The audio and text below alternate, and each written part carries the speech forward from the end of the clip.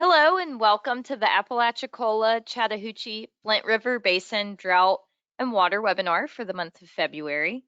My name is Rachel McGuire and I'm with the Auburn University Water Resources Center located in Auburn, Alabama. If you're new to the webinar, we'll save time for questions, comments, and discussion at the end after our last speaker. If you have a question throughout the webinar, please feel free to use the question box on the GoToMeeting tool panel. You can type your questions during the webinar, or you can raise your hand at the end by pushing the hand icon on that same tool panel. And with that, I'd like to introduce our speakers today. We have David Zierden, the state climatologist at the Florida Climate Center, part of Florida State University.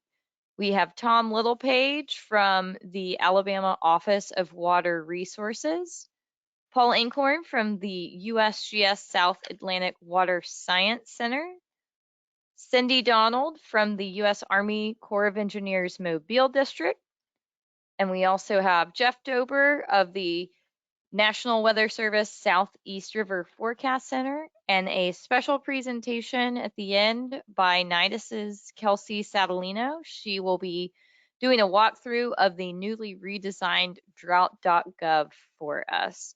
Speakers, just as a reminder, give me a cue when you're ready for your next slide. And with that, I'll hand it over to our first speaker, David Zierden, for our current drought status, seasonal forecasts, and outlooks. Okay, thank you very much, Rachel. Do you hear me? Yes.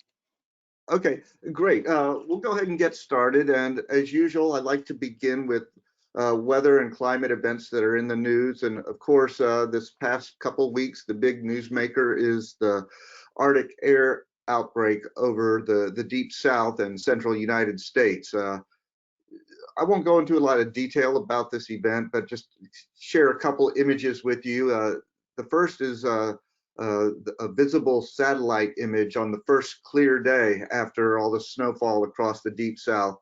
And everywhere across most of the state of Texas, Oklahoma, northern Louisiana, Arkansas, the Mississippi Valley, we see it colored white, reflecting the snowfall that is still accumulated on the ground in this image. And it's really remarkable that we had this much snow cover over such a broad area of the deep south with this cold air outbreak event. On the next slide, we'll take a look at a little bit of historical context. I saw it compared to the Great Blizzard of 1899. And here, Brian Brettschneider with Alaska made a couple maps comparing the lowest to minimum temperatures for the month of February for both this year and this current outbreak, and also for 1899. And you can clearly see that the coverage and the severity of this Arctic air outbreak was not quite the extent of 1899. The biggest difference, of course, is in the state of Florida, where in 1899 we set our state record minimum temperature at -2 degrees in Tallahassee, Florida on February 13th. And also almost all of the state recorded freezing temperatures. The only exceptions were Key West and Stewart, Florida, or I'm sorry, Jupiter, Florida, I believe, were the only cities that did not record freezing temperatures during that 1899 event. So while this was certainly a rare event this year, it didn't quite match up to 1899. With that, we'll go ahead and just one more slide. One of the culprits for this severe Arctic outbreak and other winter weather we've experienced on the East Coast this year is all tied with the polar vortex and the Arctic Oscillation. And without going into a lot of detail, I'm going to do that later this afternoon with a group of farmers and extension agents and try to tie all that together. So please wish me luck on that one. But here it just shows that this Arctic Oscillation, which is tied to disruptions in the polar vortex, has been negative since about the 1st of December of last year. And certainly over the last couple weeks, it was very strongly negative, which really contributed to this Arctic intrusion. And a very nice infographic put together by the Weather Forecast Office at Little Rock, Arkansas. So we'll go ahead to the next slide and switch gears and get back to the subject of drought. And this is the current US Drought Monitor for the Southeast United States. And we see most of the Southeast is relatively drought-free. A couple small spots in the state of Georgia along the Georgia coast. The Florida Peninsula is getting more and more abnormally dry as we see the yellow or D0 filling in along peninsular Florida. But we also see spots of abnormally dry and even a small area of moderate drought or D1 along western Alabama. So so far this winter, we've really been spared the more dire impacts of La Nina, partially due to these disruptions in the Arctic Oscillation. But we do see that Alabama is beginning to dry out periodically. So we'll go on to the next slide and take a look at recent rainfall. But before we do that, let's look at our lawn and garden moisture index from University of Alabama, Huntsville. And reflecting recent rainfall, most of the tri-state area is very moist. You can see a little dryness in south central Alabama where that moderate drought has appeared, and also in extreme South Florida. But also with this index, keep in mind we're in the winter time where the amount of effective precipitation that drives this index is much lower than during the summertime. So this index is a little slower to react to dry periods in the winter than it would be in the summertime when temperatures and evapotranspiration are much higher. On the next slide, we'll look at recent rainfall, and this is radar estimated accumulations over the last week or 7 days. And we do see that that south central Alabama area really didn't get much rainfall out of the last couple systems, only a fraction of an inch, whereas the Florida Panhandle and South Georgia and up into the Carolinas had much more rainfall, 1 to even 2 inches or more in just the last 7 days. On the next slide, we'll look a little further back at accumulations over the last 30 days, and this shows a very similar story. All the areas in pink are have rainfall, monthly rainfall totals over 10 inches. We still see copious amounts of rain across the entire Florida Panhandle and North Florida, South Georgia, and again up into the Carolinas. And also the green and yellow area in South Central Alabama really sticks out as having missed some of this recent rainfall. On the next slide, we'll look even further back at the last 90 days, and rather than accumulations, now this is departures from normal, and it shows much the same story. You can see the deficits accumulating in South Central Alabama and in Northern Alabama, but all across North Florida, South Georgia, and the Carolinas, much above normal rainfall over the last 90 days. Over the peninsula of Florida, it's more of a mixed bag. Some growing deficits, but nothing really alarming as of yet. So with that, we'll go to the next slide and start looking ahead. And we do have a vigorous system coming through in the next 4 or 5 days that'll bring heavy rainfall to northern Alabama, northern Mississippi, Tennessee, and possibly even parts of the upper ACF and the headwaters region. But further south in South Alabama, South Georgia, the middle and lower ACF, very little rainfall forecast in the next week.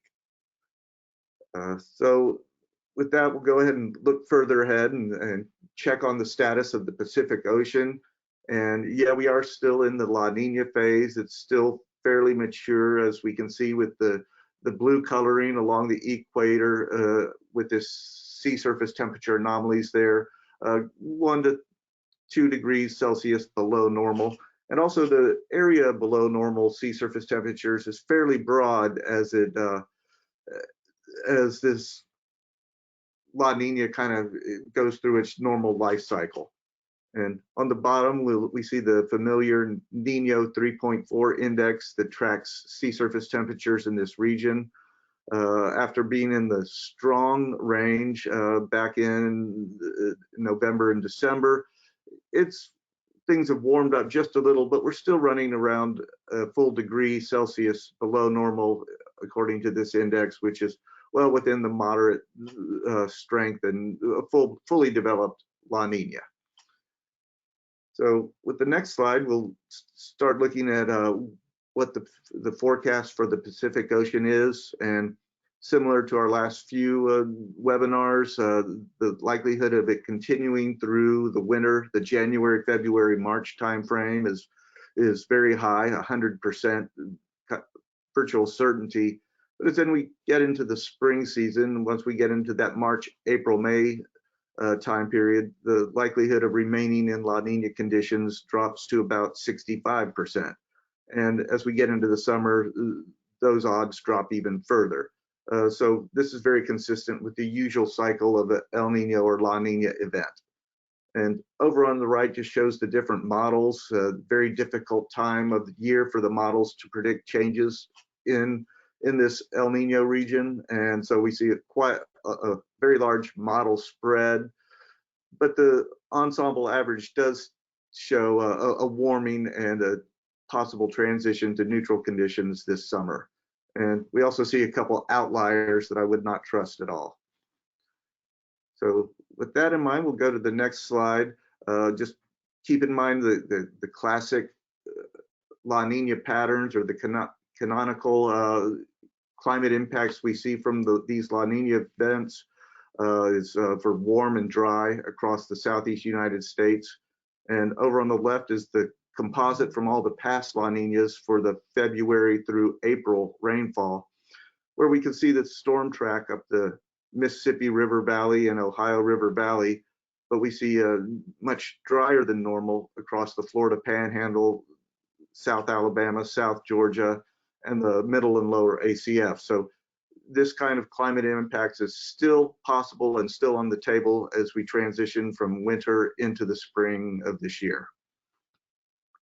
So with that in mind, we'll look at the official seasonal outlook for March, April, and May from NOAA's Climate Prediction Center. Over on the left is the temperature outlook, where a very strong forecast for increased chances of above normal temperatures.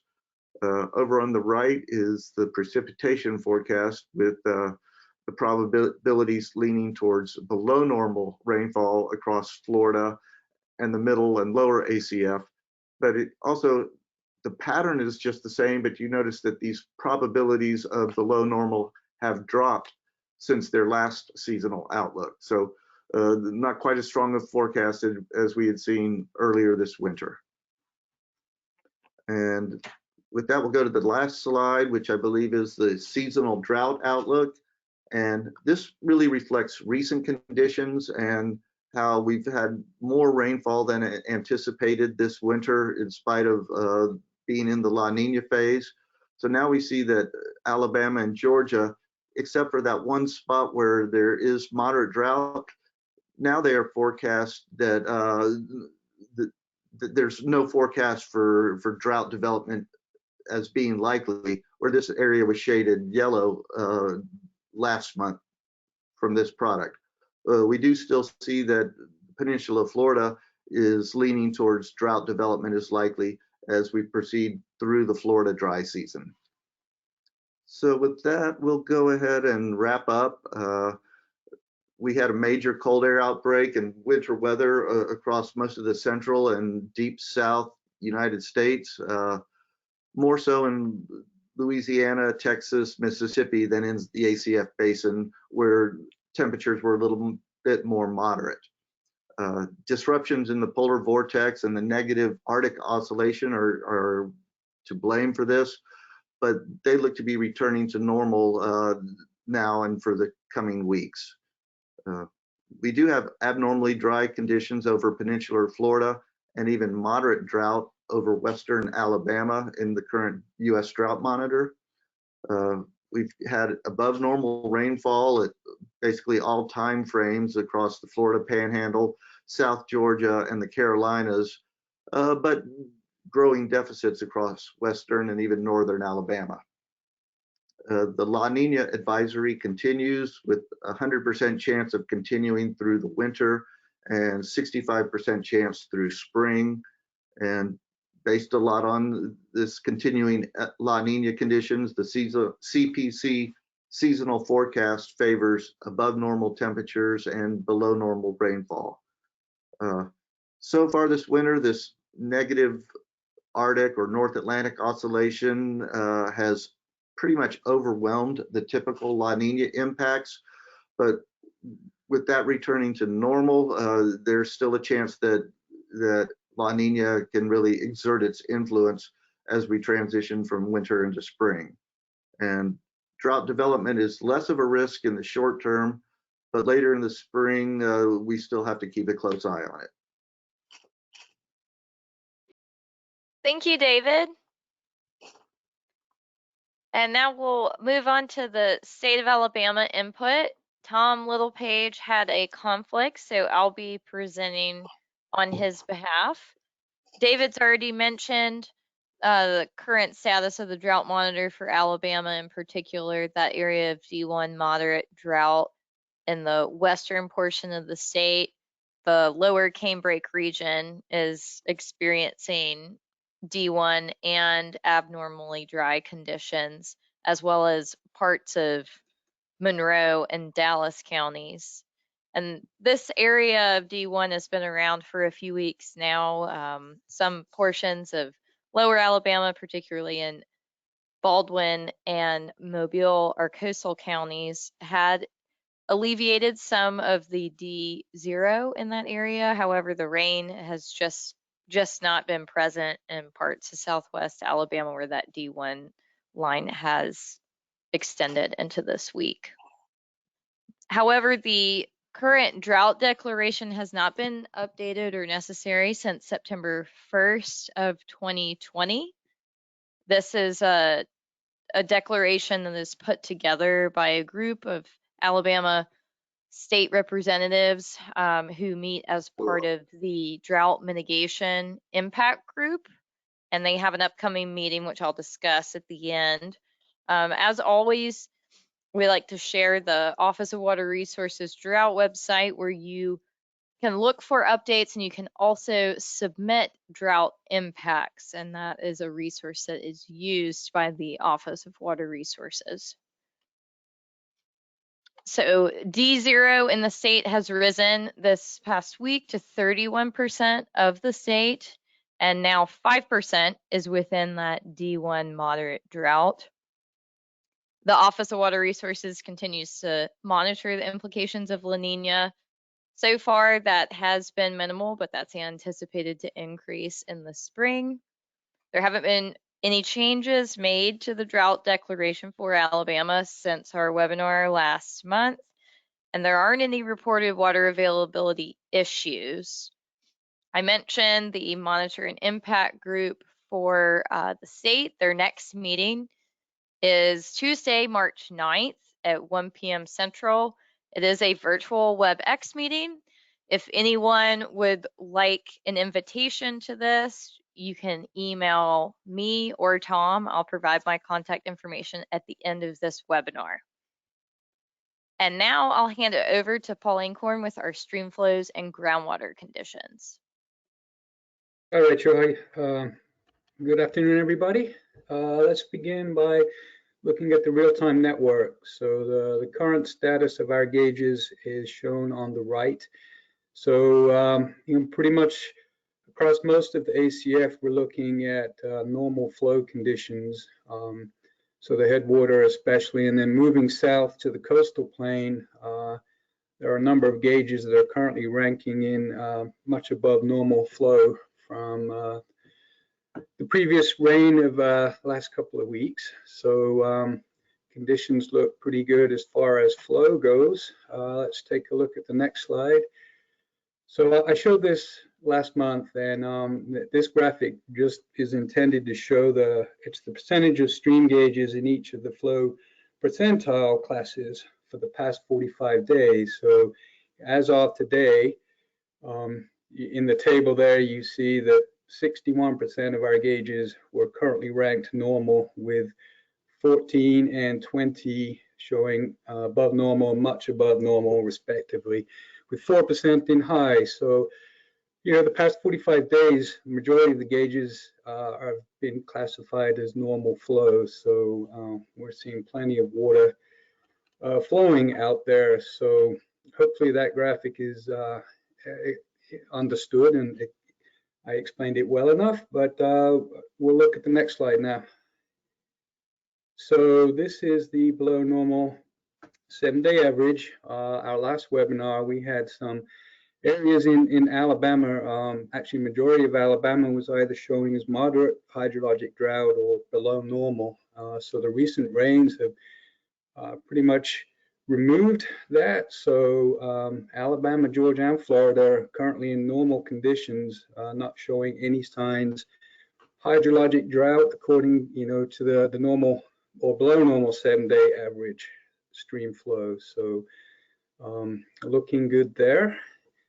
All right, we'll move on to, this is more of a, again, the trend of what we're seeing. This is the 28-day averaged stream flow. So the daily average for the past 28 days is shown by the black bold line there. And that data are compared to the historical rankings for the period of record for each station. So Chattahoochee River at Cornelia and Dahlonega, these are our Lake Lanier inflows, the main tribs. So currently both of those stations are ranked as normal. So that's between the 25th and 75th percentile when compared to historic means. Next slide, we'll move further down. So these stations now are below Lanier. So Chattahoochee River in Atlanta is currently ranking above normal. And then Whitesburg is trending towards above normal from normal. We're right at around the 74th or 5th percentile. So the flow is increasing there. Further downstream, West Point and Columbus, both currently ranked as normal. And then next slide, we'll move over to the Flint River. So Flint River at Griffin, Carsonville, both currently ranked right around the 50th percentile in the normal range. And then next slide, further downstream, so Albany and Bainbridge are both trending up. Historically too, it's worth pointing out, you know, we're still increasing on our springtime recharge, and that period pretty much peaks around, you know, the month of March. As you can see historically how that that trend line will flatten out over March, and then, you know, as we move into the summer months, our flow will start to decrease. But right now, Albany and Bainbridge are trending towards the above normal range. And then this is our most downstream station that we look at here, and this is Apalachicola River at Chattahoochee. And again, we're seeing that flow increase over the past 28 days. All right, so that's surface water. We'll take a look. This is our real-time network across the state. These are groundwater elevations, and it's pretty much a mixed bag as far as current conditions go. Just over, I think, you know, eight or nine stations are currently ranking above normal within the basin, and then the other higher number are the normal stations. So as a whole, you know, this groundwater conditions are either normal or above normal, with a few outliers right there south of Columbus. We're looking at much below normal. The headwater station is Unicoi, and that's the blue station up towards the top of the headwaters of the Chattahoochee, and that's currently above normal. And then circled down in the southwest are our two reference sites. So we'll go to the next slide, and we'll take a look at Miller County. So the graph on the left is the previous month, basically since our last webinar, and elevations or depth below land surface there is right at around 15.5. So when you compare that to historical data over the period of record, we've just moved into much above normal, and that's indicated by the blue bar on the right. Okay, the next site is Doherty County, and again, we're looking at an increase, I guess it's a decrease in distance from land surface, but essentially it's just a rise in groundwater conditions there. So we're looking at around 17.75 feet there. So that is actually moved into a historic high for that station with regard to historic values. All right, so last slide, we'll just sum up. Real-time stream flow for the ACF Basin currently ranked from much above normal to the normal range. Below normal 7-day average indicates that the ACF Basin is hydrologically drought-free. The 28-day average stream flow for the Chattahoochee currently is in the above normal to normal range. And then the Flint River, the same 28-day average stream flow is in normal range. And then groundwater, as I just showed, levels across the ACF are ranking from high to much below normal, with most of the stations ranked as above normal. So that concludes it, Rachel. Thank you. Thank you, Paul. And now for our ACF reservoir conditions. I believe Cindy Donald is on the line today. Yes, I'm here. Can you hear me? I can. Great, great. I couldn't get logged into the webinar, but so I am just on the phone. So if you'll, I'm not sure. Let me check. I've got to make sure I don't. your first slide up there for Buford. All right. Yeah. Hang on just one second. There we go. No problem.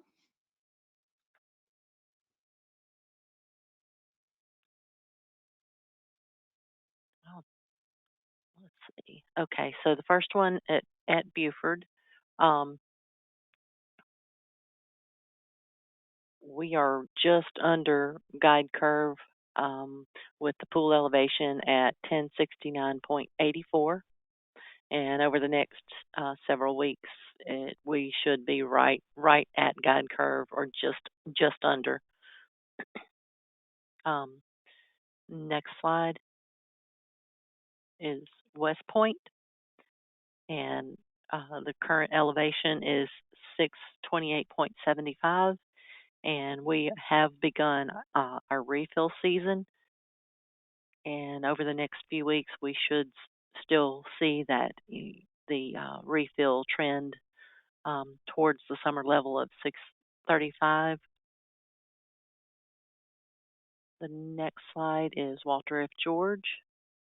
Current elevation is 188.48. And over the next several weeks, we should be right around that median elevation of about 188.5. The next slide is Jim Woodruff. Current elevation is 77.54, and our current outflow from the dam is right at 53,000. Over the next several weeks, the pool elevation should remain between about 77.0 and 77.5. The next slide is our ACF Basin Composite Conservation and Flood Storage chart. And we are currently in Zone 1, and over the next several weeks, expect to remain in Zone 1. And that means that we are able to meet all of our authorized purposes for the projects. Our inflows into the projects, the next slide is a summary slide, I'm sorry. Inflows into the projects have been normal to slightly above normal. And our conservation is within Zone 1, and our projects are all within Zone 1 or slightly above the winter pool elevations. West Point is beginning the summer refill to the elevation 635. We started that on February 15th. The conservation is in Zone 1 and forecasted to remain in Zone 1 for the next few weeks. And also over the next 3 months, we start in with some projects in our Mobile district. We start with fish spawning. So over the next March, April, May timeframe, we should start monitoring our fish spawn season. Thank you, Cindy. You're welcome. And now I'll hand it over to Jeff Dober with our stream flow forecast for the ACF. Okay, thank you, Rachel. And let's start off at the top of the watershed here. Here's the our 10-day potential reservoir inflows, our river forecast ensembles for the inflows into Lake Lanier. And what you see here is we're going to be relatively dry over the next few days, but then the weather seems to be getting wetter this weekend and early next week. So the potential for inflows into Lake Lanier will increase next week and during the weekend and into early next week. And now the spread that you see there, that's expected, that's based on the uncertainty in the expected rainfall only. So that's what you're seeing there in the orange area is the most likely range for the inflows. So let's go down the river to Whitesburg on the Chattahoochee, and we see again with the relatively dry weather, the rivers mainly stay in a flat, relatively flat zone. But then when we get into next weekend, or this coming weekend and the next week, we do see with the uncertainty in the precip and having potential for some precip that we are getting some rises, potential rises. The good thing is right now, at least in the top of the Chattahoochee, we're not seeing any rises, considerable rises that would reach flood stage. Now let's go down, let's jump over to the Flint, the top of the Flint here at Lovejoy.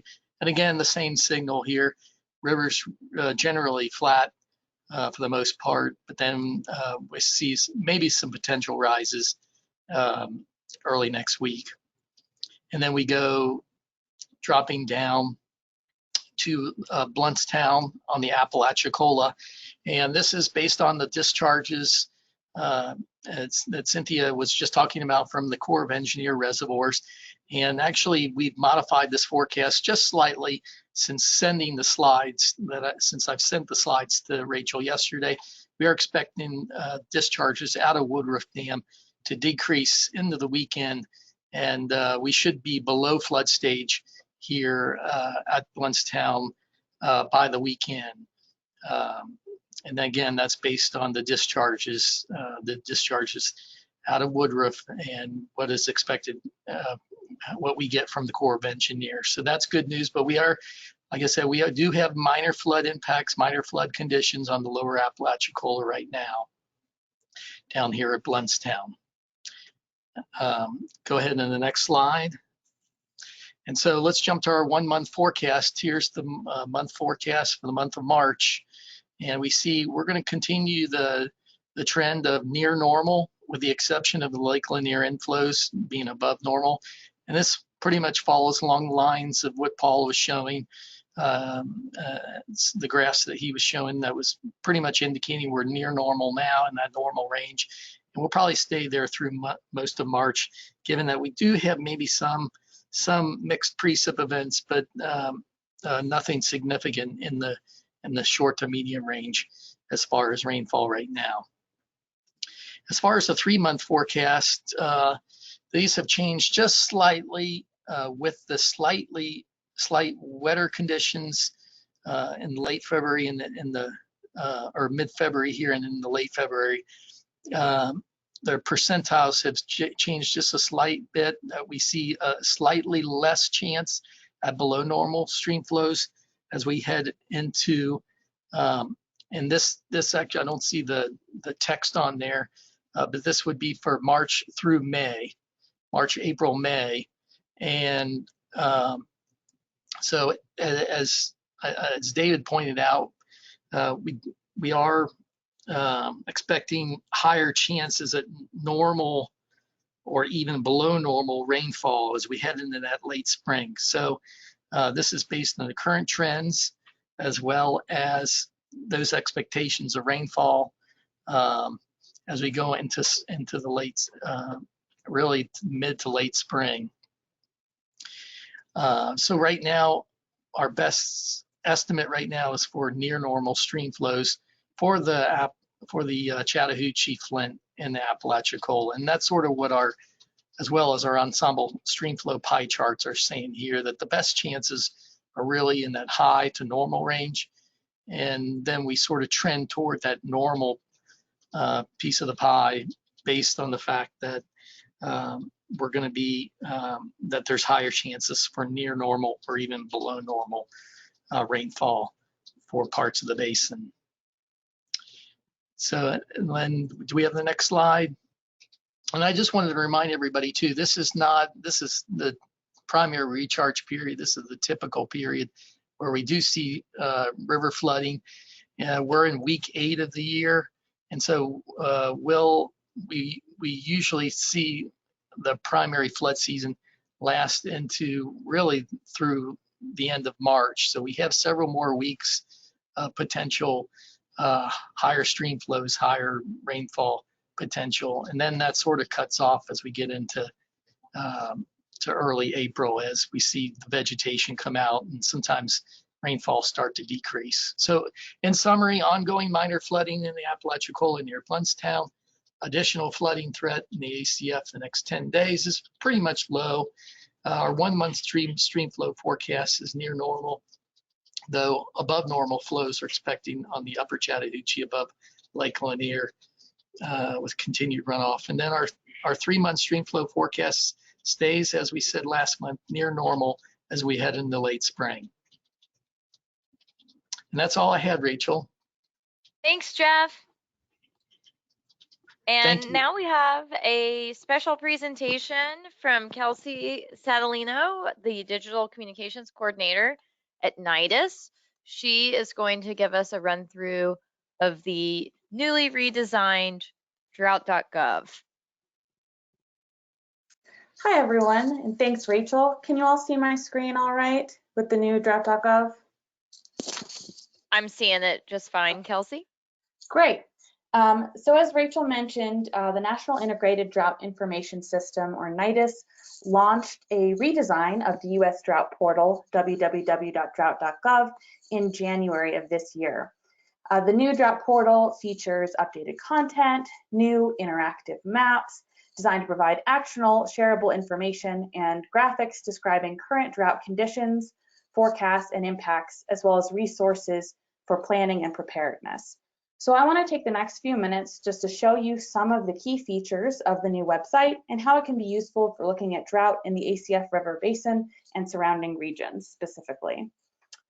The first new feature of drought.gov I want to highlight for you is the ability to view drought conditions at a higher resolution than we have offered before, either by going to the by location section of our website, which allows you to view drought conditions by geographic scale, or on their homepage, you can enter a city, zip code, or county and immediately be taken to a page that shows up-to-date drought conditions for that region down to the city or county level. The maps, graphs, and charts on these pages are interactive and are updated automatically, showing the latest information on drought conditions, current conditions, key indicators of drought, drought blends, future conditions and outlooks, and historical conditions down to the county and state level. And I'll talk a little bit more about historical drought conditions on drought.gov in just a few minutes. So this is an example of a city location page on the new drought.gov. I'll jump up quickly to the county level page for Monroe County, Alabama. These county level pages contain a lot of the same detailed drought information as the city pages do, with a few key additions. Throughout drought.gov, you'll notice these quick statistics either in these blue boxes or underneath interactive maps. The goal of these is to provide high-level relevant statistics to show information not just about current conditions, but about how those conditions compare to previous conditions. So for example, according to NOAA's National Centers for Environmental Information, this January 2021 was the 48th driest January for Monroe County in the past 127 years, with precipitation 1.18 inches below normal. These county level pages, in addition to showing current conditions for the U.S. Drought Monitor, temperature departure from normal, and precipitation as a percent of normal, also show maps displaying the impacts of drought on different economic sectors such as agriculture, water supply, and public health. For example, in our water supply section here, this map shows stream flow conditions from the U.S. Geological Survey. You can zoom in or out on the map, click to jump to a different county's drought information, or click on a specific stream gauge. And you'll be taken, if you click on this link, to the U.S. Geological Survey's webpage for that stream gauge so that you can view more detailed information if you want to dive deeper. As you can see here, we've also included some high-level statistics, trying to make it really easy to see this information about current conditions and previous conditions. Before we leave our bilocation section, I want to jump up to the state level. We have state pages for all 50 U.S. states as well as some of the U.S. territories. On these pages, you can view current and past U.S. Drought Monitor conditions, as well as historical conditions at the state level, comparing 3 different historical drought data sets in an interactive way that allows you to isolate different drought values or wetness values, zoom in on a specific time period, or download the data or a screenshot of this panel for yourself. And I'll come back to talk about those specific data sets in just a moment. These state pages also provide a great landing page for upcoming events related to that state, such as the next ACF Drought and Water Monthly Webinar, as well as a curated list of web resources at the state level. This includes links to key regional partners like the regional climate centers, the USDA climate hubs, as well as National Weather Service river forecast centers and weather forecast offices, as well as drought planning information at the state level, key state drought agencies or task forces, information on state drought plans, state climatologists, and more. I won't go into any further detail in our bilocation section, except to show you that there are a number of other geographic scales where you can view drought conditions and resources. For example, our drought early warning system region for the Southeast, we have a drought early warning system page, which includes information on the latest drought status update that we have published, upcoming events, key activities related to drought early warning in the region, and a curated list of resources that are specific to that region. Overall, our goal is to make it easy to view drought information at whatever geographic scale you're working with, from the city and county level to the watershed level to national and international levels. The second key feature of the new drought.gov that I want to talk to you about are the interactive data and maps and new ways of displaying information from a variety of partners all in one place to allow you to easily visualize and share drought information. The data and maps section of drought.gov contains data, maps, and tools and other resources organized by topic, from agriculture to soil moisture to water supply and more. I want to take a look at our historical data and conditions page as an example. One of the most common questions that we get is how a current drought compares to historical drought conditions for a particular location. And this page can help with that and can be a key resource in drought communications and planning. This page displays 3 historical drought data sets side by side with an interactive graph and map. The first data set is the U.S. Drought Monitor with weekly data going back to the year 2000. We also have a 9-month Standardized Precipitation Index, or SPI, from NOAA's National Centers for Environmental Information with monthly data going back to 1895, as well as a paleoclimate data set from the National Centers for Environmental Information's Living Blended Drought product. This data set blends tree ring reconstructions with instrumental data to estimate the average drought value each summer, going back to the year 0 for some regions of the United States. With this map, you can toggle back and forth between different drought data sets, zoom in on a specific time period to view that graph in more detail, move this cursor to select a specific time range, and the map and statistics will update automatically. To dig deeper, you can click on a state to load that state's historical drought information, and the map, statistics, and charts will all update automatically. You can then dig deeper down to the county level to view the same information. Once you've found what you're looking for, you can easily download a screenshot of the map or of the panel, or learn more about the different historical drought data sets, or download the data for yourself, making it really easy to share and dive deeper into this historical drought information for your specific region. The final key new feature of drought.gov that I want to show you is the Bisector section. This is a brand new section on the new drought.gov that we created based on user feedback. The goal is to show drought's impacts on different economic sectors, from agriculture to recreation and tourism to public health and more. For example, our water utilities sector page, like our other sector pages, contains some featured maps that would be relevant to people who work within or work closely with that economic sector. For example, again here we're showing stream flow levels compared to historical conditions overlaid on top of the US Drought Monitor, snow water equivalent levels across the US, as well as precipitation outlooks from the National Weather Service's Climate Prediction Center. Each of these sector pages also contains a really brief overview of key issues related to drought in that sector, a more in-depth background on drought's impacts on that sector, as well as a curated list of resources for promoting drought early warning within that sector of the economy. The goal is to provide a landing page or a one-stop shop for people who work with or work closely within these sectors of the economy to better show drought's impacts across all economic sectors. Overall, whether you want to explore drought information by topic, by economic sector, or by geographic scale, we have worked to redesign the new drought.gov so that users can easily find and share the information that you need to help your communities better prepare for and mitigate the impacts of drought. You can explore the new website for yourself at www.drought.gov, and you can also email us at drought.portal@noaa.gov with any questions or feedback that you have about the website. We would love to hear from you. And with that, I will stop sharing my screen.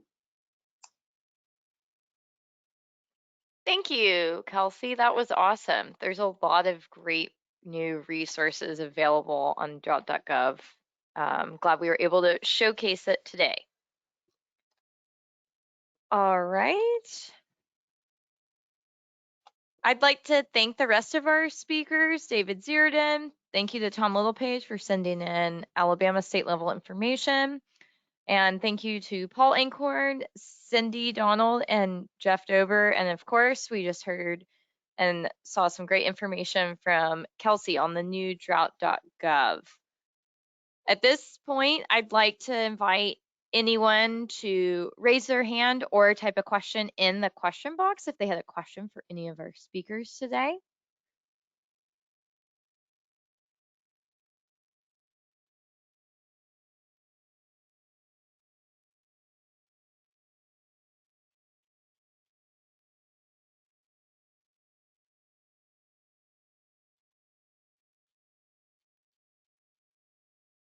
And if we don't have any questions, I'd like to remind everybody that our next webinar is scheduled for Tuesday, March 23rd, same time, 1 p.m. Eastern, 12 noon Central.